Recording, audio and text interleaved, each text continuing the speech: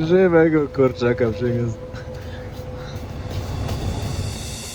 Wracam do Was z ostatnim odcinkiem z Czadu. Szczerze, mam mieszane uczucia, że to już koniec. 3 odcinki, setki kilometrów i masa rzeczy, których się nie spodziewałem.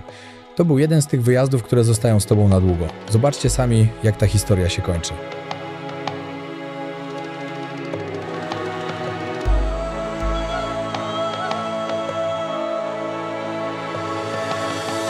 Zanim zaczniemy, jeśli podoba Wam się to, co robię i nie chcecie przegapić kolejnych odcinków, subskrybujcie kanał. Czekają nas kolejne kraje w Afryce i zapewniam Was, że będzie co oglądać. Dobra, koniec gadania.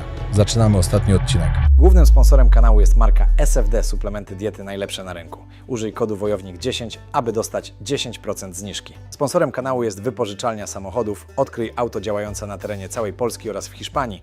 Na hasło WOJOWNIK10 dostaniecie 10% zniżki. Właśnie jesteśmy w samym środku tego kraju, w miejscowości Mongo. I zaczynamy naszą trasę powrotną w stronę N'Djameny, czyli stolicy Czadu. Krótki przystanek na markeciku lokalnym. Na jakiejś wsi po drodze po prostu gdzieś się zatrzymaliśmy. O, patrzcie jaka tu... Salam! Patrzcie jaka tu szarańcza do jedzenia.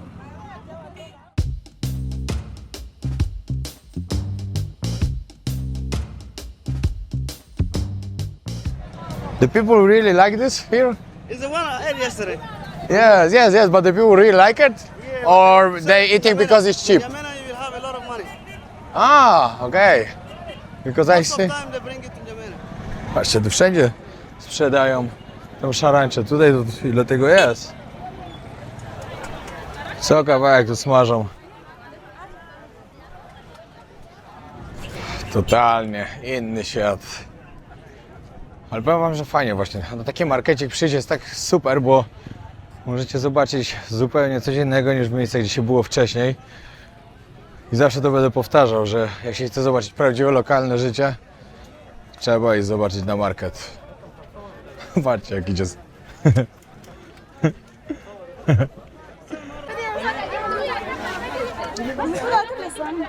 Muszę jakoś tak nagrywać, żeby nie widzieli wszyscy, że nagrywam. Nie każdy jest zadowolony, to wiadomo. Ale chcę Wam jak najwięcej pokazać. To i tak jest tak, że na filmach to tak naprawdę mogę pokazać jakieś 5% tego, co ja widzę, czego doświadczam tutaj w ogóle. A szkoda, bo bym mógł Wam wszystko pokazywać. A przeważnie jest tak, że czasem te najlepsze akcje umkną i nie zdążę nagrać. No ale to nic. I tak się staram. Te ryby wędzone. No tych ryb wędzonych dość sporo tutaj. No i wracamy już do samochodu i ruszamy dalej w trasę. Dobrze się tutaj zatrzymaliśmy, bo wcześniej byliśmy też gdzieś na jakichś takich marketach, ale ten to jest już taki totalnie na maksa lokalny, bo to na wsi po prostu. To też jest podobno raz w tygodniu. Cała wieś pewnie się schodzi, ludzie wszyscy sprzedają to, co mają do sprzedania. Z lokalnych, z okolicznych wiosek też się pewnie zjeżdżają. O, tam jeszcze zwierzęta sprzedają. Pełno osiołków. What is the price for the donkey? Donkey? Donkey is not expensive. No? It's not expensive. Let's say about 80. $80? 80,000, 80,000, okay. 80,000 is like, how much is it? Like 100, 120, $130? Let's say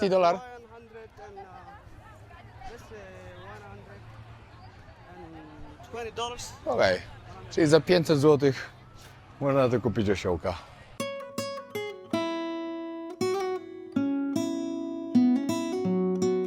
Teraz zatrzymaliśmy się zobaczyć, jakie rzeczy tutaj wyrabiają. No, chciałbym powiedzieć, jakie piękne rzeczy, no ale to widać, że większość tych rzeczy to chyba dzieci malują. Chyba tak. Chyba tak to wygląda. Że te dzieci, które tu są, to one chyba to właśnie malują później.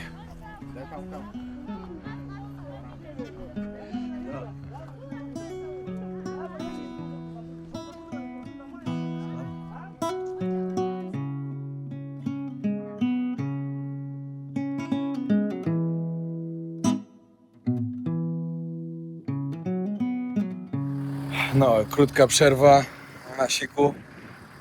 Cały dzień dzisiaj jedziemy, jutro też później będziemy jechać. No bo jak się przejechało pół kraju w parę dni, no to teraz trzeba wrócić. Jest jak jest.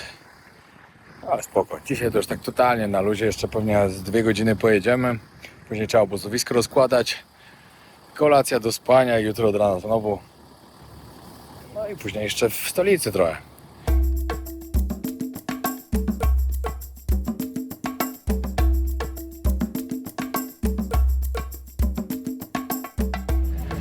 Podoba mi się ich luz tutaj. Przyjechaliśmy znowu do miejscówki, gdzie nas ostatnio herbatą poczęstowali, gdzie rodzina mieszka, kierowcy naszego. No i przyjechaliśmy, wiadomo, wszędzie syf dookoła, taki, że szok. No wszędzie śmieci po prostu, ale przyjechaliśmy, to rozłożyli nam dywan z wieżą Eiffla. Relaksik. A co tam? Patrz jaka wyluzówka. Perski dywan z wieżą Eiffla. Dookoła, wiadomo.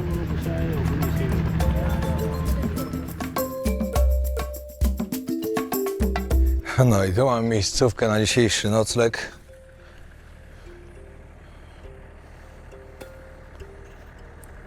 Nasza kolacja dojechała tu z nami.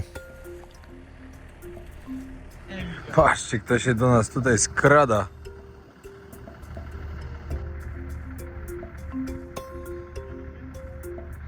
Siema, panie kamelu.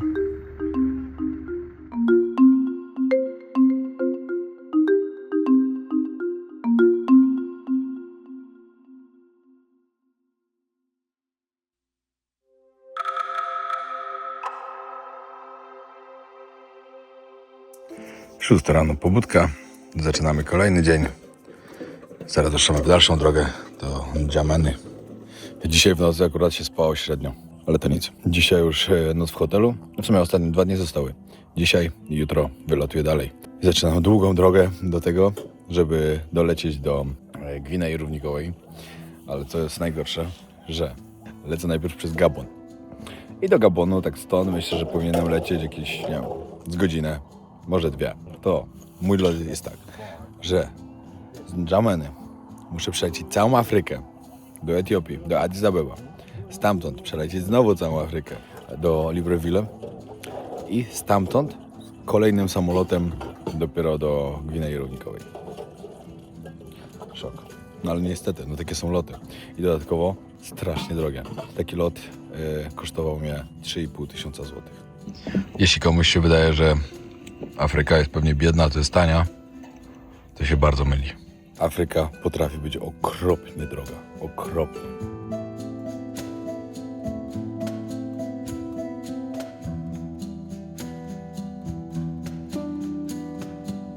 Patrzcie, dzieciaki w śmieciach grzebią.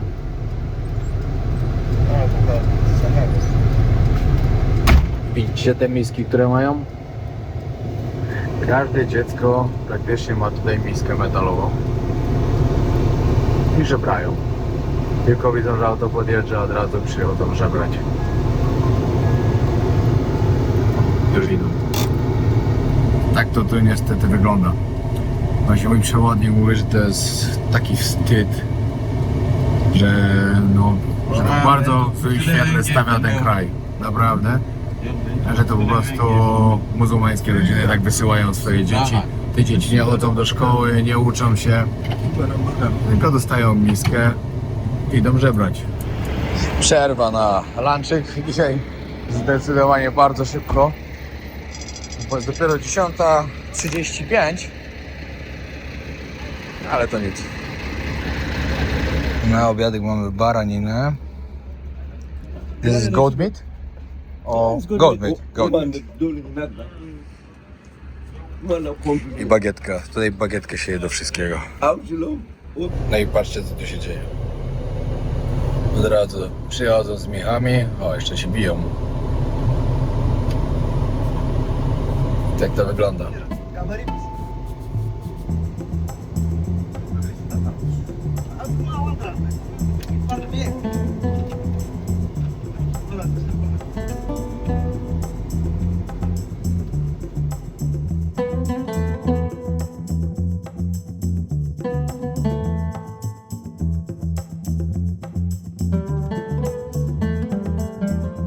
mamy tak brudną szybę, że dobrze, że już wracamy, bo już rocz pojutrze, że nie byłoby nic widać, żeby nic nie mógł nagrywać. Ale tu jest wysypisko śmieci. Ludzie mieszkają na wysypisku śmieci. Dobra, przyjechałem teraz do baru Perception. Baru, który właśnie podobno jest dla takich właśnie ekspatów tutaj, którzy żyją w Czadzie, w N'Djamenie. Spotkać się z Moniką, która tutaj mieszka i pracuje. Basen w restauracji. Czy to jest restauracja bar? Ciekawy. No i dobra, to jest Monika. Monika mieszka też długo w Tajlandii i od ponad roku Monika mieszka właśnie tutaj, w Czadzie. Opowiedz, jak wygląda życie w kraju, który jest uważany za jeden z najcięższych do życia na świecie, przynajmniej z tego, co tam pisze w internecie. Oczywiście trzeba to podzielić, że życie tutaj w stolicy, a życie poza stolicą to są Tak, dwa to są różne dwa inne różne światy, światy. bo zresztą ja sam to widzę. No tutaj siedzimy w eleganckiej restauracji z pięknym barkiem, no a jednak już poza miastem nie jest tak ciekawie. No. Jak się tu żyje? Żyje się skomplikowanie. Jak troszkę może wiecie o Czadzie, o Afryce, Czad nie jest może najpiękniejszym krajem w Afryce.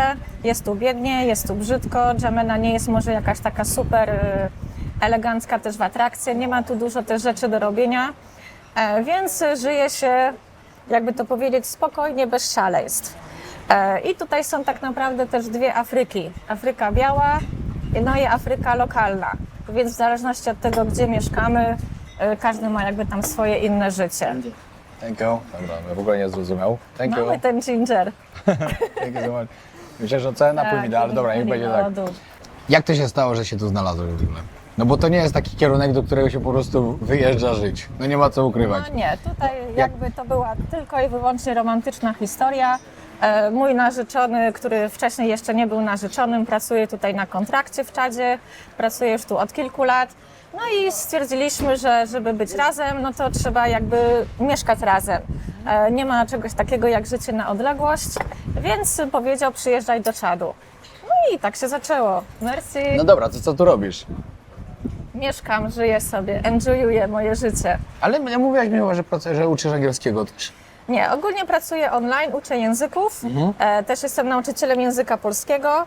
Aha, czyli to nie uczysz tutaj w szkole, tylko online po ja prostu uczę pracujesz. online, więc okej, mogę podróżować wszędzie, to ja gdzie myślałem, że ty jestem. tutaj właśnie na jakiejś, Nie. w jakiejś szkole uczysz. Tutaj była propozycja, żebym pracowała w szkole, uczyła języka angielskiego, ale to tak jak wiesz, w Tajlandii to już jest kontrakt na rok. No To tak. już trzeba wiedzieć, że tu się jest na pewno, tak? No i 0 wyjazdów, 0 podróży. O. Więc tutaj mój narzeczony normalnie pracuje w F&B, czyli to jest Food Beverage Department, a ja sobie robię swoje rzeczy, pracuję online, spędzam czas ze znajomymi, chodzę, zwiedzam o ile mogę, tak? Właśnie jak wygląda tutaj życie na co dzień? Bez problemu możesz poruszać się po ulicach, chodzić i tak dalej, zaczepiają cię, czy nie jest... To Jak zależy. bardzo problematyczne to jest? No bo, no umówmy się, jak każdy sobie pomyśli Czad, no to przed oczami masz kraj, który na pewno jest jakimś niebezpiecznym krajem. Co ty uważasz o tym? Teraz jak tu już mieszkam, to już jakby czuję się bezpiecznie, no ale na początku wiadomo, człowiek się jakby odwracał na każdym rogu, czy tam ktoś go nie złapie i tam nie zaciągnie w czarną dziurę. Ale przykładowo, tak informacyjnie, Czad to jest kraj muzułmański i katolicki. Tak jak na przykład teraz jesteśmy w restauracji, mam sukienkę, mam odkryte ramiona, jest okej. Ale po drodze muszę założyć jakieś tak. wdzianko, żeby się zakryć, tak? Bo jednak ludzie patrzą na ciebie po co, żeby widzieli jak kogoś, jak ja to mówię, rozgololonego A człowieka, na głowę tak? to zakładasz? Nie. Tylko żeby zakryć ramiona albo nogi. Nie tak jak w meczecie, tak? Że musisz totalnie się zakryć, tylko trochę wystarczy. Ale jak pójdziemy do tej części katolickiej, to jest po drugiej części miasta, w drugiej części miasta, tam dziewczyny normalnie mają krótkie sukienki, odkryte plecy. Tam jest katolicyzm, To więc jest one są zaskoczony. takie bardziej normalne. Ta część jest muzułmańska, więc tutaj lepiej tak się troszkę zakrywać, tak? Okej, to ciekawe. A która część miasta jest lepsza, jak uważasz? Która jest taka może ładniejsza, bardziej rozwinięta? Wiesz co, tutaj jest ładniejsza, bo są ambasady. To jest dzielnica ambasad, tutaj mamy ambasadę rosyjską, francuską, amerykańską. Tutaj, jak to się mówi, taka lepsza dzielnica. Jest lotnisko, ale po drugiej części miasta jest takie lokalne życie. No i tam jest katolicyzm. Idziesz, napijesz się piwa, dziewczyny mają fajne sukienki, nikt na ciebie nie patrzy, normalnie, tak? A czy w tej lokalnej części miasta jest bardzo brudno?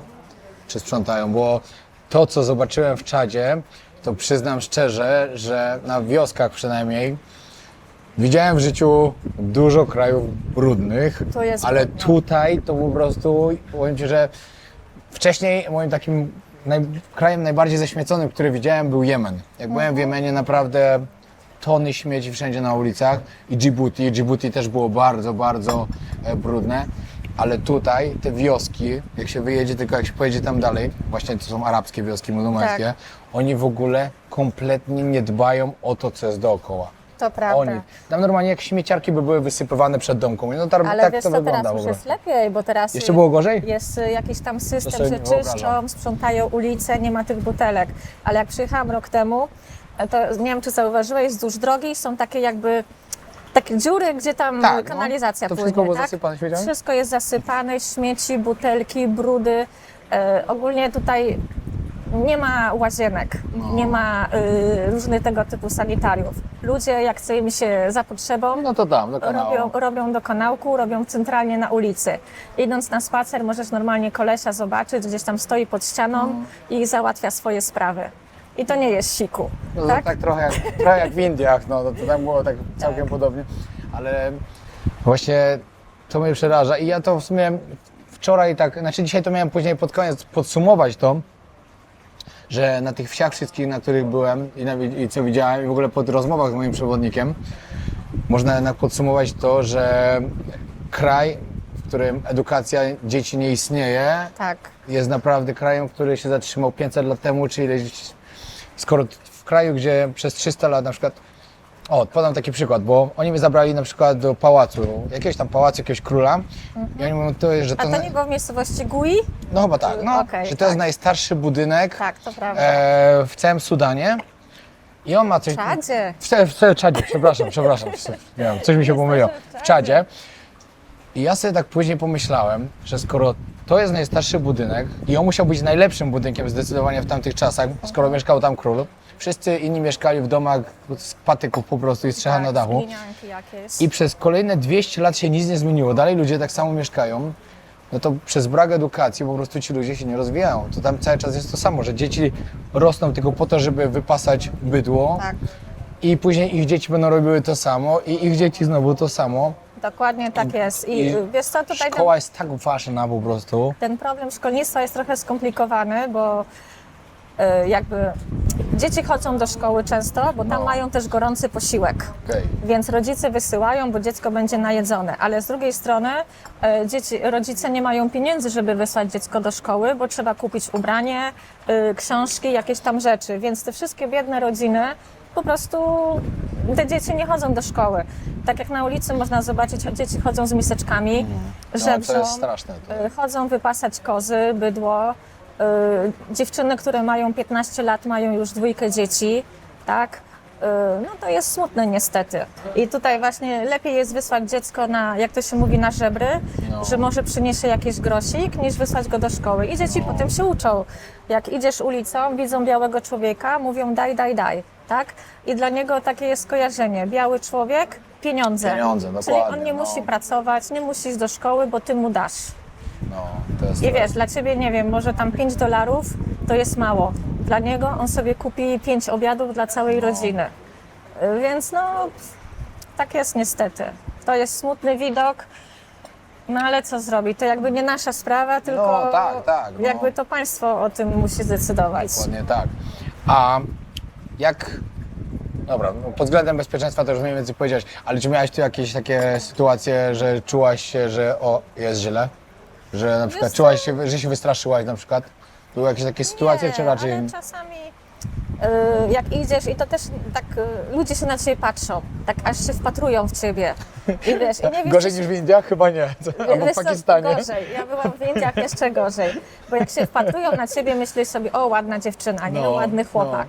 Albo wiesz, te sprawy. A oni się tak wpatrują i nie wiesz o co chodzi. Czy on chce cię zaatakować, czy się patrzy, bo nigdy nie widział białej dziewczyny.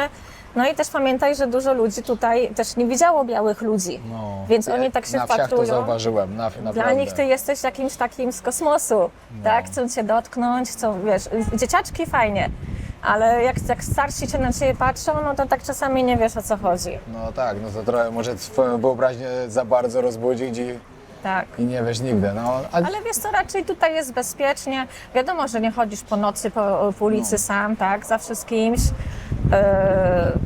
Jak gdzieś tam dłuższe odległości, to raczej taksówka.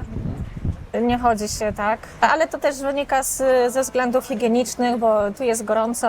No temperatura Po jest pół szalona. godzinie spaceru jesteś cały brudny i spocony, więc jakby jak to się mówi, białasy wszędzie jeżdżą taksówkami, tak? Mają swoje samochody. Ale raczej tutaj w mieście jest okej, nie było takiej złej sytuacji. Okej, czyli ci ludzie są bardziej tacy przyjaźni Ale niż... wiesz co, raz mi się przypomniało, ale to nie było, mogłoby być źle, jakby, nie wiem, szłam sobie i jakoś tak, coś tam robiłam w telefonie. I właśnie takie dziecko z miseczką mnie złapało za rękę z tyłu i miałam torebkę tutaj. I tak mówię, kurde, gdyby mi wzięło tą torebkę, uciekło, może bym nawet nie dogoniła. I tak sobie myślę, ej, musisz uważać, bo to jednak te dzieci, a te dzieci są, wiesz, one są szybkie. No tak, no One cię wiadomo. złapią telefon, uciekają. Ucieknie od razu. Tak. A dla niego no taki telefon też, to przecież jak oni to wszyscy te stare jeszcze takie Tak. telefoniki Oni noszą, mają takie Nokie, jeszcze No. niektórzy takie malutkie, tak. to dla niego taki smartfon, ojeju, to by było coś. Czy jest tu bardzo tanio, czy wcale nie jest tanio? Wcale nie jest tanio. To zależy. Pamiętaj, że to jest Afryka. To zależy, jakie chcesz mieć życie. Czy chcesz mieć życie, jak ja to mówię, dla białasów, No. czy życie lokalne. Tak samo jak w Tajlandii, tak? Tak, no wiadomo, w Tajlandii to jest tak samo, jak chcesz żyć jak nie jak lokal, tylko jak zagraniczny, to wydasz dużo pieniędzy, bardzo dużo Tutaj nawet. akurat jesteśmy w restauracji. Ta restauracja ma takie względne ceny, jest ok. Tutaj bardzo dużo ludzi przychodzi właśnie piątek, sobota na dyskoteki, na dobre jedzenie, jest ok. Ale na przykład załóżmy piwo. Piwo tutaj kosztuje 16 zł w tym barze. Okej. To kosztowało 11 000, to ile to jest 11 000? 11 000 to będzie gdzieś 70 zł. O, no to, Bo no to, 1000 to jest 6,50, czyli będzie jakieś 60-70 zł. no to pokażę wam. Po Ale prostu wygląda okej. frytki, hummus i 3 szaszłyki. Wiesz co, to jest dobra cena, Tak? bo za taki obiad płacisz minimum 20 euro, Okej. 30, a jak pójdziesz tam, gdzie ja mieszkam, do restauracji, to tam obiad się zaczyna 30-40. No to dobra, no to nie. A na No to przykład... załóżmy, dajmy na to piwo, tak? Bo piwo jest najłatwiejsze. Tutaj piwo kosztuje 16 zł. U mnie w takiej lepszej restauracji kosztuje będzie 5000, czyli 30 zł mniej więcej. Ale jak pójdziesz do tej części takiej katolickiej dla lokalnych barów, tam piwo będzie kosztowało 5 zł. No, bo tam już jest inaczej, Ale tam nie lokalny- siedzisz tak, tylko siedzisz na piasku. No. Pani ci sprząta piach, przynosi ci szaszłyki, na którym siedziało 10 much. Więc to takie, powiemy, inne trochę Totalnie. standardy, tak? Ale ma to też swój urok. No. Zadowolony jesteś z życia tutaj, czy tak... Wiadomo, dobra, masz tu chłopaka, no to wiadomo, że trzeba powiedzieć, że jest super. Oczywiście Ale- jest super.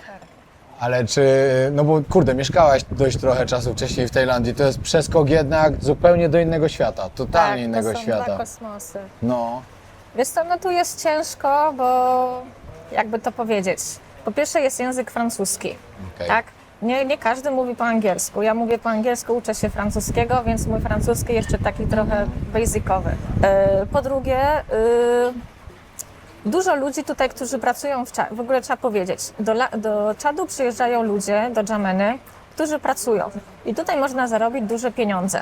Przyjeżdżają ludzie z Europy, pracują w organizacjach pozarządowych i tutaj zarabia się grubo.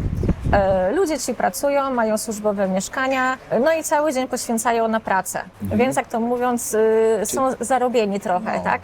Soboty, niedziele spędza się z reguły tak, że ludzie spotykają się po hotelach, nad basenem, na lunche, na brunche, masz takie garden party, ludzie się zapraszają po domach, no i spędza się czas u znajomych. Jak masz takich znajomych, to jest fajnie, No, bo coś się dzieje. No. Ale jak jesteś sam jak palec, no tak, to tu już- można już mieć depresję można zwariować wtedy. na kilometr. Tak. Dokładnie. W ogóle jestem zaskoczony, że tu naprawdę aż tylu białych można zobaczyć na ulicach, bo na Bardzo przykład w moim dużo. hotelu to sami biali totalnie. No, ciekawe to jest, nie spodziewałem się. Yeah, you can put here. Tak. Thank you so much. A ty jedz sobie, bo jest właśnie, ciepłe. zaraz, wiem jeszcze tylko. Ja już jestem po lunchu, także tak, tutaj Piotrek mi zaproponował wielbłąda, ale się nie zgodziłam. A jadłaś wielbłąda? Nie jadłam, dobre. A co takiego jedzą? To coś takiego szalonego, co nigdzie indziej się nie je? Wielbłądy. Wielbłądów Nie, dużo, okej. w Wiesz wielu. co, szalone to jedzą takie krykiety, te robaki. No to jadłem. No. Takie właśnie z To jest ta, przyprawami. jak to się nazywa? Kurde, teraz mi wypadło. Szarancza. Też, ale to szarancza jest jedno i takie krykiety są drugie. To są takie duże czarne. Oni to robią, jakieś tam przyprawy dodają, No. smażą i to zwykle panie sprzedają w takich wielkich kubłach i to bierzesz na taki talerzyk, na miseczkę. Oni to jedzą jak chipsy do piwa. Ale to jest źródło białka, tak? Tutaj nie ma chipsów, nie ma lejsów, nie ma, tak jak u nas, tak? Robisz imprezę, masz chipsy. Tu po prostu się je to, co się znajdzie, tak? Ciekawe. I wielbłądy, wiesz co, tutaj na przykład nie jedzą wieprzowiny. Dobra, mieliśmy krótką przerwę ze względu na to, że się przegrzał telefon. Tak jak wam mówiłem, temperatury tutaj sięgają 45 stopni teraz, tak mniej Tak, więcej. teraz jest bardzo gorąco. Trafiłem na najcieplejszy miesiąc w całym roku. Wiadomo, nie sprawdziłem. Ale i tak bym przyjechał, bo i tak nie miałem wyjścia. Dobra, Monika. Zaproś do siebie, albo dobra, to ja zaproszę. Zapraszam właśnie. serdecznie na Instagrama Moniki, Geo Zakręcona. Możecie tam zobaczyć właśnie, jak wygląda życie w tym afrykańskim kraju, w Czadzie dokładnie. Co jeszcze ludzie mogą zobaczyć? Ogólnie życie w podróży, teraz właśnie w O, Czadzie. właśnie, jedziesz znowu teraz w podróż. Teraz jadę w podróż do Afryki, nie mówię gdzie, żeby nie zapeszać, więc zapraszam, codziennie coś się dzieje i pokazuję też właśnie takie zwykłe życie, jak to się mówi, ekspata w Afryce, czyli co się je, gdzie się mieszka, gdzie się chodzi, jak to wszystko wygląda. Także zapraszam na mój kanał.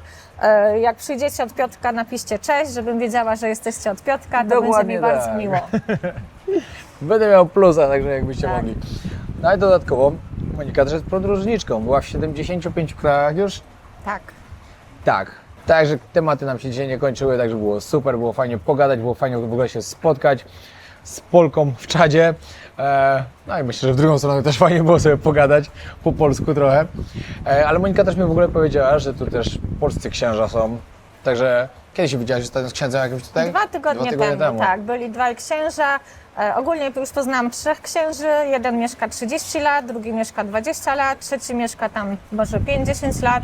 Panowie są na misjach, krzeszą katolicyzm wśród Afrykańczyków, więc jest to bardzo fajne.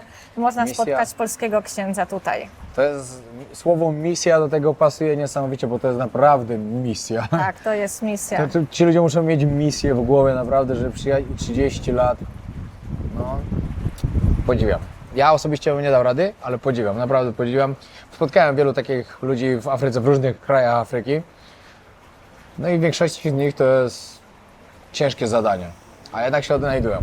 Tak, i wbrew pozorom w Czadzie jest też sporo Polaków, właśnie jak widać, a gdzieś tam się zawsze spotykamy. Teraz też na przykład, nie wiem czy widziałeś, było otwarcie konsulatu honorowego. No, nie. To przyleciał ambasador z Algierii, To jest ambasada tutaj? konsulat Polska? honorowy. A, konsulat. Okay. Był pan wiceminister z Polski, więc też było takie spotkanie, też było kilku Polaków, więc gdzieś tam jacyś Polacy są. Oczywiście wiadomo, że nie spotykamy się codziennie, raz na jakiś czas, ale gdzieś tam właśnie Ale Wigilię mieliście wspólną, Wigilię mieliśmy polską, u księdza polskiego, było sympatycznie, było nas 12 osób.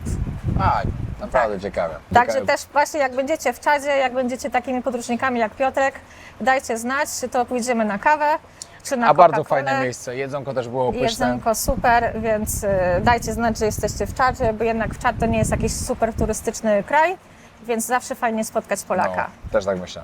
Dobra, dziękuję bardzo. Dziękuję bardzo. A wy oglądajcie Pozdrawiamy. Pa, pa. Cóż za piękne rondo. Ja w ogóle tutaj mieszkam blisko ambasad. Takie fury tutaj jeżdżą, niektóre. No i dzieciaki z miskami, oczywiście obowiązkowa rzecz. One mają te miski po prostu do rąk przyklejone. Jeju, po tym co ja na tych wioskach widziałem, to tutaj dla mnie teraz ta stolica się wydaje taka fajna. A jak przyjechałem, mówię, o kurde, ale lipa. A tu jednak się okazało, że nie, że jest całkiem spoko. Wracam właśnie do hotelu i resort. Przerąbane jest to, że nie mam tak dobrego internetu, jak bym chciał. I mam lekkie problemy z wysyłaniem materiałów dla Was, żeby Grzesiu robił odcinki. Ale cóż, z tym bezpieczeństwem tutaj, jak mój przewodnik mówił, że jest bezpiecznie, to takie naciągane trochę. Wszędzie kolczatki dookoła. Gruba brama podwójna. To jest wejście do mojego hotelu. I Monika mi teraz też opowiadała trochę o porwaniach turystów tutaj. Jak gdzieś jechali. Patrzcie, jak ja mam dwie bramy. Jedna to jest przejście, plus jeszcze druga. Pełno kamer wszędzie. I właśnie mówiła, że była bardzo zaskoczona. Mówi tak, ale ładna szczurka. Ale ładna. No, ale była zaskoczona, jak jej powiedziałem, że no ja byłem tylko z kierowcą młodym, 20 lat. Oj, tu pełno jest. Z kucharzem i z przewodnikiem. Ona mówi, a ochrona? Ja mówię, nie. Ona mówi, nawet broni żaden z nich nie miał? No nie. Także wiecie, no ale no Czad nie jest bezpiecznym krajem, no nie ma co opowiadać. No. Nie ma co gadać, no nie. No ja się tu na przykład czuję spoko, no ale to, że ja się tak czuję, to nie znaczy, żeby mnie nie mogli porwać, bo mogliby. I później by chcieli pieniądze po prostu od ambasady, bo nie mówię, że od razu by mnie zabili. No bo też w sumie po co? Porwaliby dla wymuszenia pieniędzy, dla okupu. No i przyjechała po mnie ekipa, zaczynamy ostatni dzień. Let's start. Where we are now, my friends? Okay, actually we are Place de la Nation. We are in Place de la Nation. Place de la Nation is just like a kind of square, you know, public square that everybody comes up, and especially for festivals. You know, a lot of tourists come and just take pictures. And what you have to know that, you know, every year we organize Festival Dari. You know, this is very amazing. Yeah, everybody come from different part of the country and celebrate dancing, you know, different kind of traditional dancing, and it's amazing. So I think especially in terms of our Independence Day, 1960, August 11. So people come, you know, and soldiers, paras, and it's amazing, incredible. Nice. This is just like a place for concert, everything you want. Place de la Nation. Okay, maybe you can tell me now. Mm. This is what we talked yesterday. Yes. About what do you think? Okay. Which part of Chad Yes. is the best to see for the tourists when they're coming Okay, here? for the tourists. Okay, first of all, you gotta know that it depends on your needs. Some people want dancing, you know, and dancing. Chad is very big country with different cultures, and I told you more than 100 different dialects, languages, so it's crazy. And if you want dancing, if you're really interested about different kind of dancings, you know, you can go in the south part of Chad. So this is not the Sahara. It is like a little bit forest, you know, and you can find in different tribes, people, you know, with different cultures, different kind of dancing, and it's amazing. Then, if you want touristic places like, let me say, desert with corridors, you know, amazing landscape. So you go to Enedi and Tibesti. Yeah, we got Tibesti tour and Enedi tour. But Yeah. you need lots of time for this. Yeah? Exactly. Not less than, let's say, 2 weeks. Yeah. Even, I think last month we went in Enedi, and it's amazing. By driving from here to Enedi, 3 days, man. 3 3 days. full days. Just One way, driving. one way. Yeah. And come 3 back. days for our way, back to, say, almost 1 week just for Yeah. driving and 1 week for visiting. But it's worth it, yeah? It's very, man, crazy. I thought it was Sahara, you know? It's very hot. It's very hot, and you find. Fuck, I cannot imagine how many degrees is now there. If here is 45, how hot is there? That's crazy, I'm telling you. We went with a Russian tourist, and they don't want to just, you know, get down from the car, go just right here 1 meter, and just there is even a woman that just shouting, crying. It's very hot. It's very hot, and at night, man, it is very cold. Something different, I'm telling you. So in Chad, it depends on what you want. For example, festival, Garwa festival, you know, Oh right? yeah, this is For what I mean. dancing, Yeah. yeah, exactly. When the men try to impress the woman, Yeah. they make makeup and Makeups and just dancing, shouting. It's crazy. It's crazy. So Chad is very big with different culture and diversity. What do you think about the safety here? the people have to be afraid just coming to Chad, or? I know it's a difficult question because I know. yesterday my friend, she was really surprised we don't have a security with us. You know? She thought that we need Yeah, security? yeah, because she say, "Oh, someone can kidnap me or something like that." Crazy. But this is true or not true? Nah, wait a minute. I'm gonna just explain you something. You see, when I read some newspaper and everything they say on television, Western televisions, what they say is crazy. It's just like Chad is dangerous. They're cannibals. They're gonna eat you. Yeah. It's not like that, you know. I know that in the borders of Chad, Lake Chad, you know, Boko Haram and things like that, because it's closer to Niger, closer to the desert. So this one, this Now something's happened there. Exactly, yeah? it's A happening. couple days ago. Yeah, but this is exceptional because you know, this is a zone that fighting many years, many decades. Some people have 50 years, people are fighting there. But except that, everywhere you go, there is no problem. That's just because I'm traveling many years, and now I know that we have never been, you know, going together with soldiers to accompany us because In Jamena, I feel safe. safe, normal. It's really normal. I can go, I think, everywhere and no problem. Yeah. Only the kids, the bugger with the small. The beggars. Yeah, the This is- beggars. This is Only- the religion now. No? Yes. This is a religion thing. So everywhere they go, they just beg. So, what I'm gonna tell you, this is just the truth. We can never. I'm not gonna be just, you know, promising you that there is no problem. No. Every country has you know, the issues, right? But you have to know that in Chad here, people are even afraid to attack strangers because the government doesn't joke with that. They had a case of in Jamena here, a Chinese that, you know, lost her bag, and the government just starting and became something very dangerous for the people that still things in the same. So people, as you said, as you see, you know, they welcome people, take tea. Yes. You saw it, right? They give me the tea. Yeah. Very sweet, but Very sweet for you, because you don't like sugar. Right? So what I'm gonna tell you is that I have never seen people going traveling with soldiers. Yes. But you have to be sure, as I told you, that don't take picture of soldiers, they will not be happy. But some soldiers just say, come and take picture with me. Yes. Yeah, because Chad is known because of this, right? Because of army and, you know, this kind of soldier things. If you not take photo of soldiers without permission, if you not take the, I don't know, the resident of the president, for me, there is nothing else, no problem. That's my opinion, but I cannot be sure, right? You are local. Exactly, right? I'm local, but it depends on perspective. So just be relaxed, chilling. Sun, that's the problem. I told you my problem in Chad here is very sun. Bro, 45 degrees now is Crazy hot. So crazy. Crazy hot. Yeah. That's the But thing. I'm surviving. Yeah. That's good. Yeah, you can survive. Okay, one more place. What you can say about this arch? Okay, as you can see, this is just the statue of somebody, you know, that broken the chains. So it's a symbol of liberty for Chad people. You know, the Chad, you know, passed through the colonization, whatever. Then what happened? After 1960, liberty, we got our independence from France.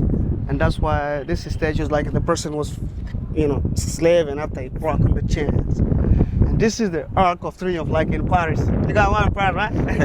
Yeah. So this is just a symbol of. That's why I told you this is a very specific place in Chad. Here people come and just take pictures. Dobra, teraz przyszliśmy jeszcze zobaczyć tę katedrę, która jest.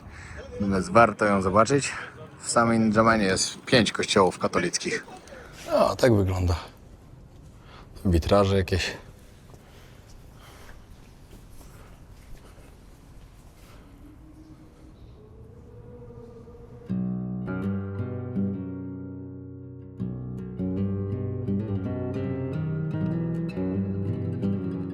No ja już na lotnisku. Podsumowując sam czat, wiecie co wam powiem? Tutaj też jest problem z tym na przykład, że dzieci oskarżane o czary są okaleczane, są zabijane. Coś takiego jak w Nigerii.